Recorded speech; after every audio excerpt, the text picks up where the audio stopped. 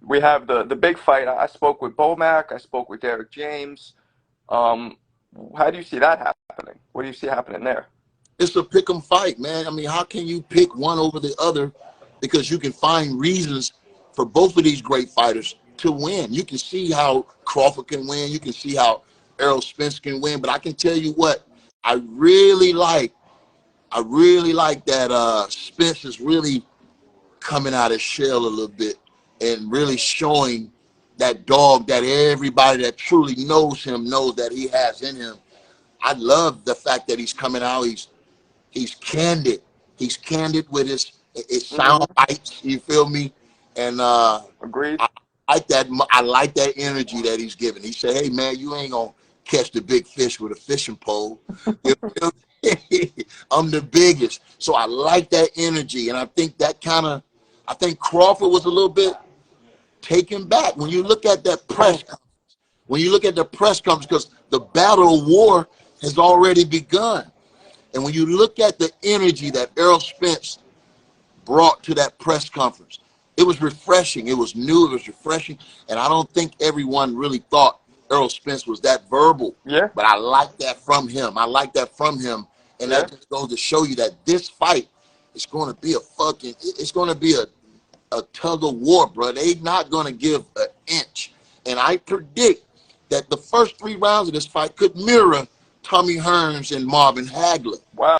But who's going to be Hagler and who's going to be Hearns? That's what we're going to have to figure out and look forward to seeing. So you see I don't think with this energy, I don't think this fight going the distance, bro. I think one of these fighters are going to get clipped early, and it's going to be one of the most beautiful things we've seen in boxing in a long time. So you think that they're just going to start banging out from the opening bell? They going to let their hands go, bro. They going to let their hands go, yeah, because styles make fights, and I just don't see this fight going any other way. You feel me? I think Spence going to come out with that dominating jab. Errol going to have to draw the line in the ring, and he's going to have to, man up.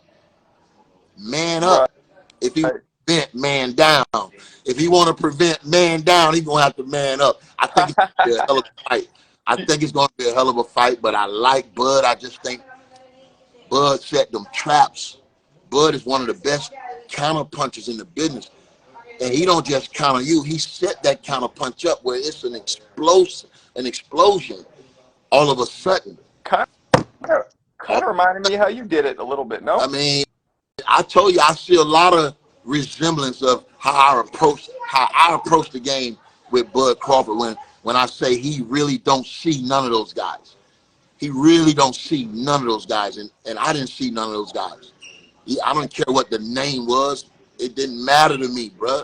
You feel me? And I just think Crawford feels the same way. One thing that kind of surprised me, I don't know if it surprised you, but there was a size difference, and it seemed kind of noticeable. Do you think that's going to make any difference? Well, I thought it was a size difference watching them on film, but when they did the face-off, it wasn't that big of a size difference as I thought. Okay. So we don't know. We don't know, but again, Errol Spence may get bigger on fight night, but that might not be best for him. You feel me? Because he's much bigger and stronger. He might need to be quick. He might need to be swift. You feel me? For this fight.